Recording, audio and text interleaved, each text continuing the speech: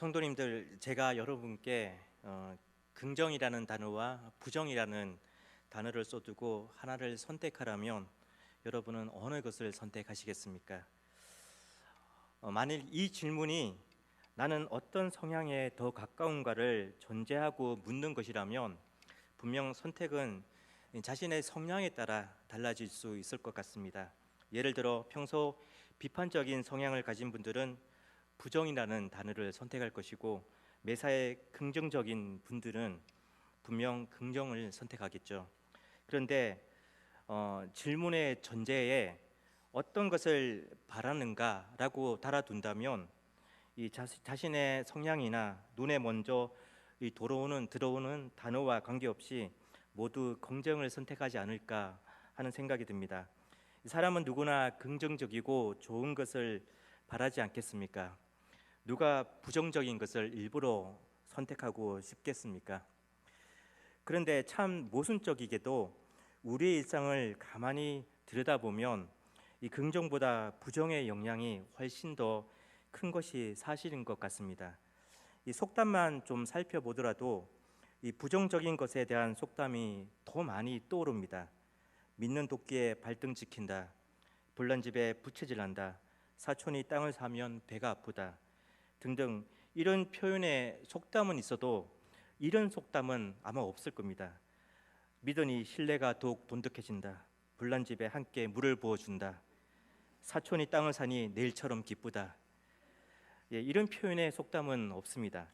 이렇듯 속담도 인간이 지닌 속성이 긍정보다 부정에 가깝다는 것을 은연중에 드러내주고 있는 듯합니다. 아주 오래된 가구와 미술 작품을 전시하는 한 박물관에서 이 관람객들이 전시물을 만져 문제가 되었던 적이 있었습니다.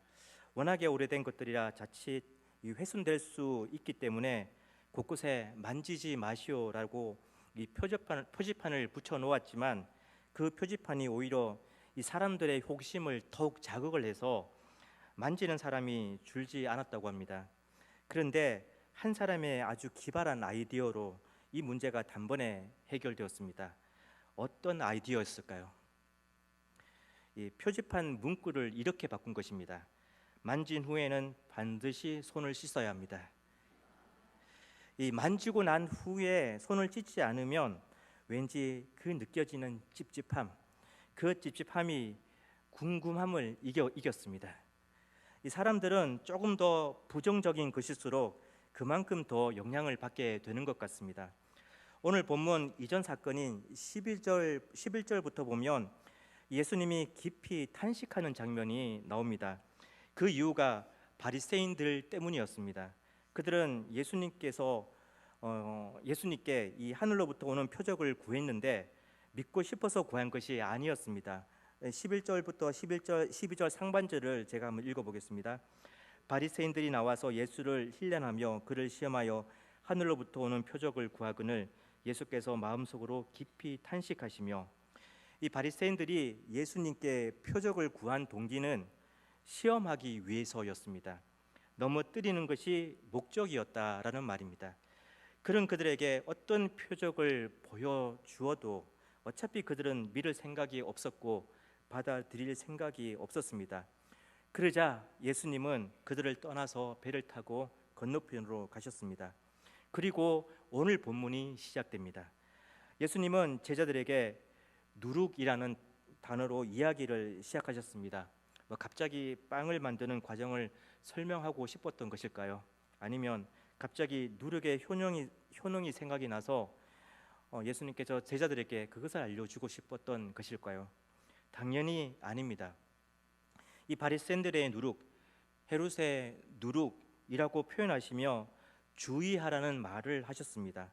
이 바리새인들의 독선과 위선, 또 헤롯 당원들의 이 세속주의적이고도 불신앙적인 삶이라 말할 수 있을 것 같습니다. 앞서 바리새인들의 악한 속마음을 이미 예수님께서 읽고 계셨지 않습니까? 그런 악하고도 부정적인 독소가 누룩처럼 얼마나 쉽게 그리고 얼마나 빠르게 부풀려지는지를 그리고 얼마나 큰 영향력으로 사람을 타고 또 다른 사람에게 전해지는지를 예수님은 너무 잘 알고 계셨습니다. 그래서 앞선 바리사인들과의 이 사건의 연장선상에서 제자들에게 교훈을 주고 싶으셨던 것입니다. 예수님을 거부하고 복음을 거스르는 그 영향력은 늘 주의하고 또 조심해야 하는 부분입니다.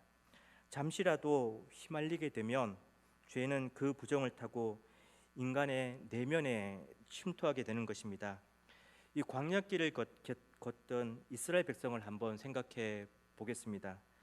믿음 없는 이스라엘 백성, 또 이미 서글프고 힘겹지만 그런 노예 생활에 이미 익숙해져 버린 이스라엘 백성, 그들을 이집트에서 이끌어내시기 위해 하나님께서 사용하신 것은 80년을 훈련받은 모세라는 사람과 여러 가지 이적이었습니다. 아주 악랄한 바로라는 왕조차 이 하나님의 의지를 꺾을 수는 없었습니다. 그렇게 출애굽 여정은 시작되었고 그 여정 속에서도 하나님의 기적의 손은 멈추지 않았습니다. 홍해를 가르셨고 하나님께서 친히 앞서가시며 안내자가 되어주셨고 구름 기둥과 불 기둥으로 늘 보호해 주셨습니다. 그뿐입니까? 광야에 물을 내셨고 만나와 미추라기로 충분한 양식도 제공해 주셨습니다. 시내산에서는 하나님을 늘 주로 모시면 이 백성을 떠나지 않고 늘 함께 하시겠다는 언약까지 맺어주셨고 성막을 만들게 하셔서 그 언약이 시내산에서만 유효한 것이 아니라 늘 유효함을 직접 눈으로 목격하도록 하셨습니다. 이스라엘 백성이 그런 혜택을 받을 만한 자격과 공로가 있었습니까? 아닙니다. 절대 그렇지 않았습니다. 하나님으로부터 일방적으로 내려진 은혜입니다. 이 은혜 외에는 설명할 길이 없습니다. 그렇다면 이스라엘 백성이 취해야 할 태도는 감사뿐이어야 맞지 않겠습니까? 무슨 자격이 있다고 이렇게 해달라, 저렇게 왜 해주지 않냐라고 불평할 수 있었겠습니까? 그런데 그런 은혜에도 불구하고 죄는 그것을 당연한 것으로 만들어 버립니다. 남과 비교해서 조금만 차이가 나도 하나님은 차별하시는 분으로 여기게 되고 원망하고 불평을 하게 합니다. 이 하나님의 계속되는 사랑의 손길에도 불구하고 이스라엘 백성의 불평은 끊이질 않았습니다. 뭔가 은혜를 받을 만한 자격이 있었던 것처럼 말입니다. 하나님은 인내로 기다리시기로 하셨고 때론 무섭게 경고도 하셨지만 이스라엘 백성은 조금도 달라지지 않았습니다. 그러던 중 가데스 바네아에서 큰 사건이 벌어졌습니다. 12 정탐꾼이 가나안 땅을 정탐하고 돌아온 후 이 보고한 때였습니다. 여호수아와 갈렙을 제외한 10명의 정탐꾼이 이 부정적인 보고를 하자 그 부정은 금방 누룩처럼 부풀려져 이스라엘 백성의 마음을 지배하고 말았습니다. 그러자 다시 이집트로 돌아가자고 웅성되었고 하나님 약속을 굳게 붙든 여호수아와 갈렙을 돌로 쳐 죽이려고까지 했습니다. 민수기 13장 32절에서 14장 5절까지 말씀인데 제가 한번 읽어보겠습니다. 좀 긴 구절입니다. 이스라엘 자손 앞에서 그 정탐한 땅을 악평하며 이르되 우리가 도로 다니며 정탐한 땅은 그 거주민을 삼키는 땅이요 거기서 본 모든 백성은 신장이 장대한 자들이며 거기서 네피림 후손인 아낙 자손의 거인들을 보았나니 우리는 스스로 보기에도 메뚜기 같으니 그들이 보기에도 그와 같았을 것이니라. 온 회중이 소리를 높여 부르짖으며 백성이 밤새도록 통곡하였더라.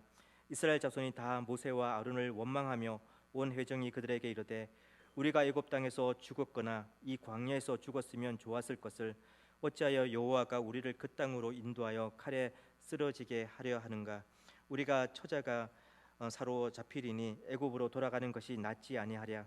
이에 서로 말하되 우리가 한 지휘관을 세우고 애굽으로 돌아가자 하매 모세와 아론이 이스라엘 자손의 온 회중 앞에서 엎드러진지라. 10절 보겠습니다. 온 회중이 그들을 돌로 치려 하는데 그때 여호수아의 영광이 회막에서 이스라엘 모든 자손에게 나타나시니라. 아멘. 이 단순한 불평 수준이 아니었습니다. 하나님의 약속과 능력을 믿지 못하는 불신이었고 은혜를 모르는 이 하나님에 대한 반역이었습니다. 결국 이 일로 이스라엘 백성은 38년을 광야에서 더 보내야만 했습니다. 우리는 바리새인과 헤롯의 누룩을 주의하라고 하신 이 예수님의 경고를 늘 마음에 두어야 합니다. 부정은 늘 우리 가까이에 있기 때문이고, 그 부정은 언제든 우리 마음에 들어와 장악하려고 쉼없이 틈을 엿보고 있기 때문입니다. 감사를 잃어버린 채 은혜를 당연한 것으로 여기기 시작하는 그 순간을 죄는 아주 교묘하게 포착합니다.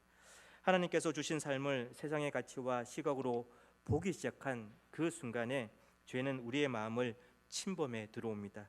그렇게 부정을 타고 들어온 죄는 누룩처럼 우리의 마음을 장악해 가기도 하지만, 동시에 우리를 거쳐 우리 가족과 주변의 사람들의 마음에 흘러들어가 그들의 마음까지도 오염시켜 버립니다.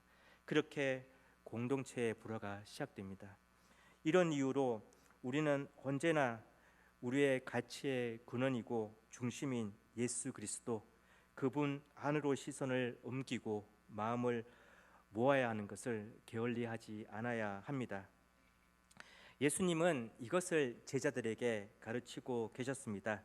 그런데 제자들은 알아듣지를 못했습니다. 이유는 그들의 관심 때문이었는데, 그들의 관심이 무엇이었는지 14절을 한번 보겠습니다. 제자들이 떡 가져오기를 잊었음에 배에 떡 한 개밖에 그들에게 없더라. 제자들은 바리새인들을 떠나 급히 건너편으로 가느라 미처 떡을 못 챙겨왔나 봅니다. 그게 계속 마음 언저리에 남아 있었습니다.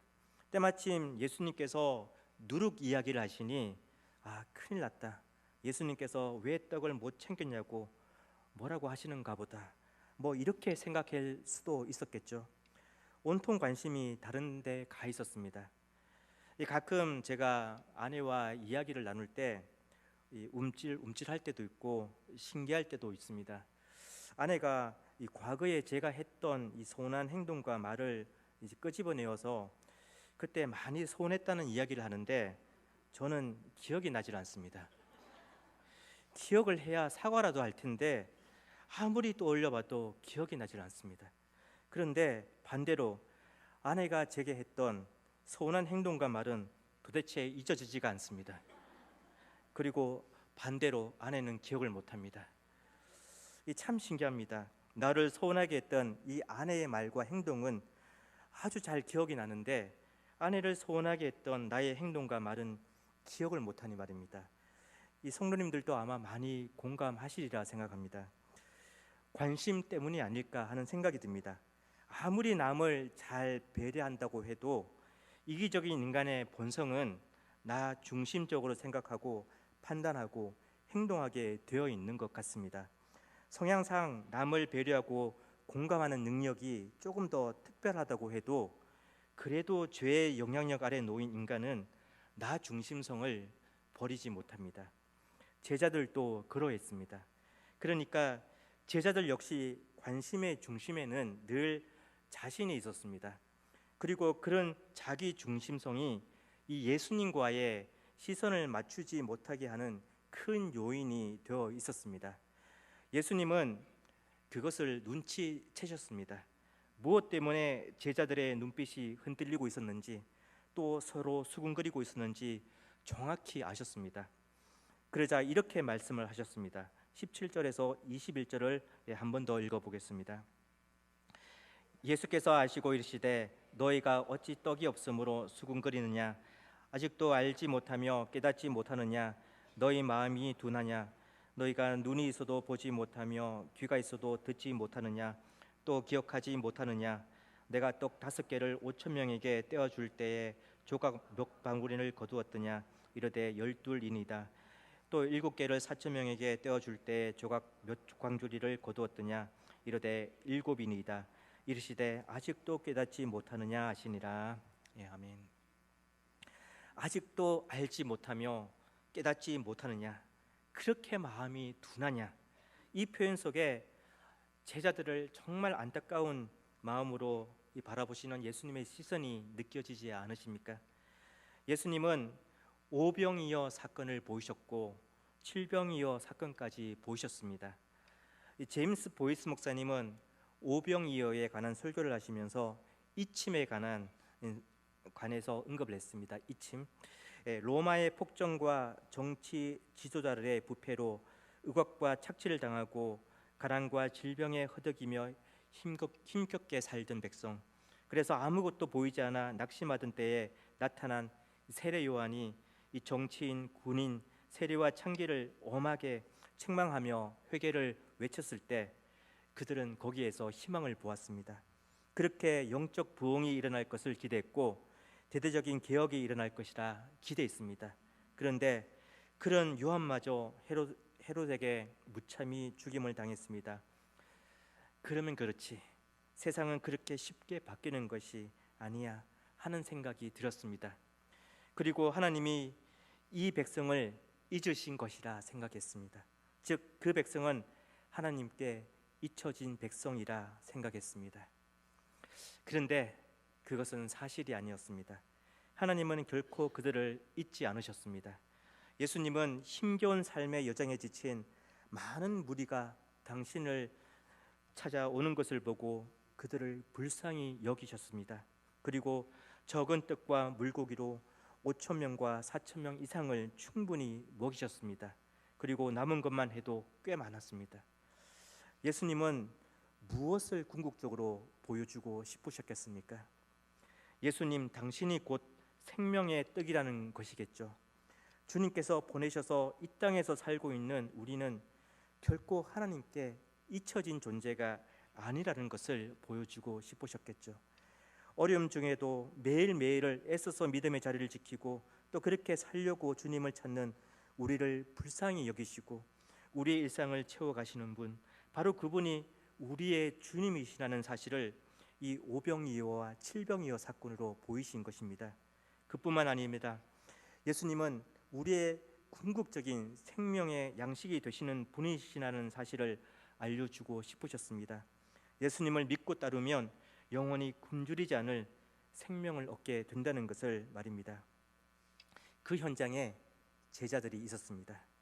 가르침의 현장에, 기적의 현장에 제자들은 통로로 쓰임을 받고 있었습니다. 그런데도 제자들은 현재 먹을 떡에만 관심을 가지고 있었습니다. 예수님이 왜 이 말을 하고 계시는지 깨닫지 못했습니다. 기적과 가르침의 현장에서 무엇을 보고 무엇을 들은 것일까요? 그런데 우리도 그럴 수 있다는 것입니다. 하나님의 은혜 속에 살아가고 하나님께서 채워주시고 일하시고 계심을 목도하면서도 때로는 하나님의 은혜를 가르치고 나누는 자리에 있으면서도 하나님과 초점이 맞지 않을 수 있습니다. 그래서 잘 자라지 않는 우리의 모습을 보기도 합니다. 우리의 중심이, 우리의 주 관심이 예수님을 향하지 않고 자꾸 다른 방향을 향해 맞춰져 있으면 지식이 쌓여도, 경험이 쌓여도 그 지식과 경험이 우리의 마음을 움직이고 삶을 움직이는 힘이 되지는 못합니다. 하나님께서 오늘 나를 어떻게 보고 계실까 한번 돌아보면 좋겠습니다. 내가 오병이어와 칠병이어 기적을 통해 내게 계속 하나님을 보여주셨는데도 아직도 우리의 관심에는 우리의 먹을 것, 우리의 떡에만 관심이 있진 않는지 한번 돌아보면 좋겠습니다. 이렇게 답답함과 안타까움으로 우리를 바라보고 계시는 건 아니실지 한번 주님의 마음을 헤아려보면 좋겠습니다. 이 사건이 있은 후 또 다른 한 사건이 이어서 기록이 되어 있는데 베세다에서 한 시각장애인을 고치신 사건입니다. 마치 두 사건은 서로 연관성이 없는 별개의 사건처럼 보이지만 사실 한 맥락 안에 이어진 사건으로 볼 수 있습니다. 먼저 사건을 한번 살펴보겠습니다. 예수님은 제자들과 베세다라는 지역으로 가셨습니다. 그 마을에 이르자 사람들이 시각장애인 한 사람을 데리고 예수님께 손을 대해 주시기를 간청했습니다. 그러자 예수님은 그 시각장애인의 손을 잡고 마을 밖으로 데리고 나가셔서 눈에 침을 뱉고 안수를 하셨습니다. 그리고 물으셨습니다. 무엇이 보이느냐? 그때 그 사람이 대답했습니다. 24절입니다. 쳐다보며 이르되 사람들이 보이나이다. 나무 같은 것들이 걸어가는 것을 보나이다 하거늘. 이에 예수님께서 다시 안수를 하셨습니다. 그러자 그제서야 시력이 완전히 회복되어 모든 것을 똑똑하게 보게 되었습니다. 왜 예수님은 한 번의 눈을 고치시지 않으시고 두 번에 걸쳐 고치셨을까? 이에 대한 학자들의 여러 의견이 있지만 그중 주목해 볼 만한 견해는 현재 제자들의 상태를 보여주는 상징적 의미라는 것입니다. 제자들은 분명 하나님 나라의 비밀을 허락받은 영적인 눈을 뜬 자들이었지만 그럼에도 아직은 사람을 마치 나무 같은 것이 걸어다니는 정도로만 보는 흐릿한 상태에 놓여 있다는 것을 보여주고자 했습니다. 제자들 역시 예수님의 또 한 번의 안수를 통해 시력을 완전히 회복한 그 사람처럼 예수님의 지속적인 가르침을 통해 하나님 나라의 비밀을 온전히 깨달아 가야 한다는 것을 보여줍니다. 사실 이 시각장애인을 고치신 사건은 그냥 기적을 베푸신 하나의 사건으로 지나가는 이야기가 아닙니다. 앞서 말씀드린 것처럼 이 사건은 앞선 사건, 즉 누룩을 조심하라는 가르침에 대해 가져오지 못한 떡을 생각하는 제자들의 둔함과 관련이 있습니다. 영적 가르침에 대해 전혀 깨닫지 못하고 있는 이런 제자들의 둔함이 바로 치유되어야 할 영적 눈먼 상태라는 것을 보여주시고자 한 것이었습니다. 이 사건과 비슷한 전개가 이루어진 곳이 이후에 한 곳에 더 나타나는데 이 장면을 살펴보면 시각장애인을 고치신 사건이 이 의미하는 바가 무엇인지를 좀 더 명확히 이해할 수 있을 것입니다. 이 마가복음 10장 35절부터 그려진 한 사건입니다. 오늘 본문 이후에 예수님은 처음으로 이 당신의 죽음과 부활을 언급하셨습니다. 지금 예수님께서 예루살렘을 향해 가고 있는 이유를 처음으로 제자들에게 명확하게 밝히신 것입니다. 그러나 한 번으로는 부족하다고 생각하셨는지 죽음과 부활에 관한 이야기를 두 번이나 더 언급하셨습니다. 우리는 보통 같은 이야기를 3번 정도 들으면 귀에 딱지가 앉을 만큼 들었다라는 표현을 쓰기도 합니다. 충분히 알아들었다는 말이겠죠. 제자들에게도 충분히 알아들을 만큼의 이야기였습니다. 그런데 충분히 이해할 만큼 들은 제자들 사이에서 아주 어처구니 없는 일이 벌어지고 말았습니다. 이 자리에 대한 요구였습니다.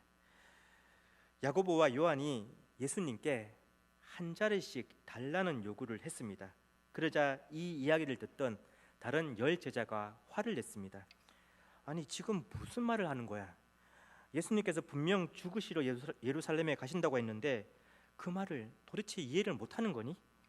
왜 그렇게 둔하냐?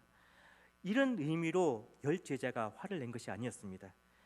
생각이 다 똑같았습니다. 어떻게 너희만 한 자리를 요구하냐? 우리와 공평히 나눌 생각을 해야지, 이 이기적인 사람들아. 이런 의미였던 것 같습니다. 그러니까 제자들 모두 예수님을 완전히 오해하고 있었던 것이었습니다. 예수님이 예루살렘에 올라가시면 이제 이스라엘의 왕으로 등극하실 거라는 기대를 다 하고 있었다는 것입니다. 그러니까 이제 제자들의 관심은 누가 예수님의 오른손과 왼손 자리를 차지하게 될 것인가에 있었겠죠. 권력에 대한 다툼이 시작된 것이었습니다. 예수님은 분명 예루살렘에 가시는 목적이 죽음과 부활 때문이라고 말씀하셨고 그것도 한 번으로 알아듣지 못할까 싶어서 3번이나 언급을 하셨는데 제자들은 예수님의 말씀에 관심조차 없었습니다. 그들의 관심은 오직 자신들의 생각, 자신들의 원함뿐이었습니다. 누룩을 주의하라 말씀하시는데 떡만 생각하고 있는 그런 모습과 전혀 다르지 않는 그런 모습이었습니다. 한 자리를 요구하던 그 사건 이후 이 바디메오라는 한 사람이 등장합니다. 이 사람은 거지였고 시각장애인이었습니다. 언제부터 앞을 보지 못하였으며 언제부터 거지로 살았는지 또 어떤 연유로 볼 수 없게 된 건지 추측할 만한 단서는 없습니다만, 당시 사회적 상황을 고려해 볼 때 그 사람이 처한 상황이나 신적 고통이 얼마나 크고 어려웠는지는 어렵지 않게 추측해 볼 수 있을 것 같습니다. 당시 이 종교적 관점에서 가난이나 질병은 하나님의 저주를 의미한다고 보았으니, 종교와 사회가 아주 긴밀히 연결되어 있던 당시 상황에서 바디메오는 이 절망이라는 말 외에는 자신을 대변해 줄 말이 딱히 없었을 것 같습니다. 그냥 거리에서 지나는 사람들에게 동냥이나 하면서 겨우 목숨을 부지하다 인생을 마감한다 해도 그 누구도 눈길조차 주지 않을 그럴 존재였을 겁니다. 그런 그가 예수님이라는 말을 들었습니다. 기적을 일으킨 사건들 때문에 이미 예수님이라는 이름은 거리에 앉아 있는 이들의 귀에까지 익숙해져 있었나 봅니다. 바디메오는 마지막 희망을 예수님께 걸었습니다. 누가 뭐라 하든 욕을 하든 때리든 관계없었습니다. 예수님을 만나야 했으니까요. 있는 힘을 다해 예수님을 불렀습니다. 다윗의 자손 예수여, 나를 불쌍히 여기소서. 그때 예수님이 바디메오를 불렀습니다. 그러자 바디메오는 자신의 그릇을 내버리고 뛰어 예수님께 나아갔습니다. 무슨 말입니까? 그 옷은 단지 그냥 옷이 아니었습니다. 추위를 막아주는 역할을 했고 돈을 구걸하기 위해 깔아놓기도 했던 그의 삶의 궤적과 흔적이 고스란히 묻어있는 그런 옷이었습니다. 그것을 내버렸다는 것은 그가 가진 가장 소중한 것을 포기했다는 상징적 표현이기도 하고, 이제까지의 그의 삶을 다 정리하겠다는 결단의 상징적 표현이기도 했습니다. 그에게는 예수님이 그런 분이셨습니다. 그의 인생을 바꾸어 주실 분은 오직 예수님밖에 없다고 생각했을 겁니다. 예수님이 아니면 죽음뿐이라는 절박함으로 예수님을 찾았습니다. 예수님은 그런 바디메오의 간절하고도 순수한 마음을 믿음으로 바라주셨습니다. 그리고 육신의 눈을 열어주셨지만 그와 함께 영의 눈도 열어주셨습니다. 눈이 뜨이자 그는 고민할 필요도 없이 예수님을 따랐습니다. 과연 누가 시각장애인이겠습니까? 바디메오입니까? 아니면 제자들입니까? 시각장애는 보이는 것, 보아야 할 것을 보지 못하는 것을 말합니다. 사실 육적으로 보면 바디메오가 시각장애인 것이 맞지만 영적으로 보면 상황은 바뀝니다. 진짜 시각장애인은 제자들이었습니다. 누룩을 주의하다 얘기해도 떡만을 생각하고 있는 제자들, 예수님께서 3번이나 예루살렘에 가시는 목적을 정확히 설명하셨음에도 자신들의 생각에 빠져 예수님의 길을 자신들 마음대로 정해버린 제자들, 그리고 한 자리를 차지하기 위해 다투는 제자들, 그들이 바로 보아야 할 것을 보지 못하는 영적 시각장애인이 아니겠습니까? 우리라고 다를 수 있겠습니까? 아무리 시력이 좋아도 우리 또한 눈뜬 영적 시각장애인일 수 있습니다. 아무리 겉모습이 화려해 보여도, 아무리 평안해 보여도, 아무리 경건해 보여도 우리의 초점이나 관심이 오직 우리 자신을 향해 있고 주님을 향해 있지 않으면 우리는 영적 시각장애인인 것입니다. 오늘 말씀을 정리하겠습니다. 오늘 말씀을 통해 2가지 적용점을 생각해 보았습니다. 첫 번째는 이 바리새인과 헤롯의 누룩을 주의하라는 예수님의 말씀입니다. 죄는 아주 교묘하게 부정적인 요소를 타고 들어와 우리의 삶을 순식간에 헤집어 놓습니다. 우리의 삶뿐만 아니라 우리의 삶을 통해 가족이나 타인에게도 급속도로 흘러들어 관계와 삶을 깨트려 버립니다. 이처럼 불평과 불신등과 같은 이 부정적인 독소는 반드시 경계해야 할 요소입니다. 우리가 마음을 모아야 하는 것은 예수 그리스도의 은혜입니다. 바를 만한 아무런 자격이 없는 우리에게 내려진 이 놀랍고 신비로운 주님의 은혜, 그 은혜를 늘 깊이 생각하고 그 은혜의 물에 우리의 몸을 담궈야 합니다. 이 2번째 적용점은 누가 영적 시각장애인인가 하는 것입니다. 이기적인 나 자신의 관심이 매몰되어 있다면 그런 나는 영적 시각장애인입니다. 예수님이 제자들에게 원하신 것은 영적 시각 장애인이라는 것을 이라는 사실을 받아들이는 것에서부터 시작됩니다. 자신을 정확히 진단해내지 못하면 달라지지 못합니다. 성장하지 못합니다. 이 성장의 근원이 막혀 있다면 지식이 자라게 하지 못합니다. 노력이나 열심도 자라게 하지 못합니다. 성장을 막는 그 고난을 발견하는 것이 가장 중요합니다. 우리에게도 마찬가지입니다. 먹을 것과 입을 것 등 세상이 가장 큰 관심이고 초점이라면 우리에게 말씀하시는 하나님의 음성을 분별해낼 수 없습니다. 그렇다면 그런 우리의 모습을 이 성경 말씀을 거울 삼아 내면을 계속 비추고 발견해 가야 함이 우선일 겁니다. 이 성령님께 나의 모습을 정확히 진단할 수 있도록 도움을 구해야 함이 우선입니다. 그럴 때 나무처럼 보이던 흐릿한 사람의 모습이 서서히 밝히 보이기 시작합니다. 영적 시력이 선명히 돌아오기 시작합니다. 사랑하는 성도님들, 늘 하나님의 선한 영향력을 잊고 그 선한 영향력을 세상에 나타내는 자로 살아갈 수 있기를 소망합니다. 또한 둔하여 보지 못하는 영적 시각 장애인의 모습이 아닌 하나님을 늘 우리 삶의 중심에 모셔두며 그분의 눈으로 세상을 보는 선명한 영적 눈을 가진 자로 늘 살아갈 수 있기를 또한 주님의 이름으로 축복합니다. 네, 함께 기도하겠습니다. 사랑의 하나님, 바리새인들의 누룩, 헤롯의 누룩을 주의하라고 하신 예수님의 말씀을 늘 가슴에 담아두며 살게 해 주시옵소서. 혹여라도 불신, 불평, 원망과 같은 부정이 우리의 마음을 장악하지 못하도록 늘 주님의 은혜의 강가에 서게 해 주시옵소서. 아무 자격 없고 어떠한 공로도 없는 우리에게 은혜로 참 생명을 주셨으니 그 은혜만 기억하고 그 은혜에 감사로만 반응하며 살게 해 주시옵소서. 하나님의 백성으로 살아가면서도 하나님의 음성을 잘 분별하지 못하는 우둔한 우리를 불쌍히 여겨 주시옵소서. 하나님의 계속되는 가르치심에도 불구하고 우리 자신에게만 매몰되어 하나님과 전혀 시선을 맞추지 못하는 것이 우리의 모습은 아닌지 잘 살펴가게 해 주시옵소서. 그런 영적 시각 장애인의 삶을 고수하지 않도록 늘 일깨워 주시옵소서. 성경 말씀을 읽고 듣고 묵상하고 배울 때마다 하나님 앞에서 나를 정밀하게 진단하게 해 주셔서 관심의 초점을 나에게서 하나님께로 옮겨감과 동시에 하나님의 눈으로 세상을 보는 영적 시력이 살아나게 해 주시옵소서.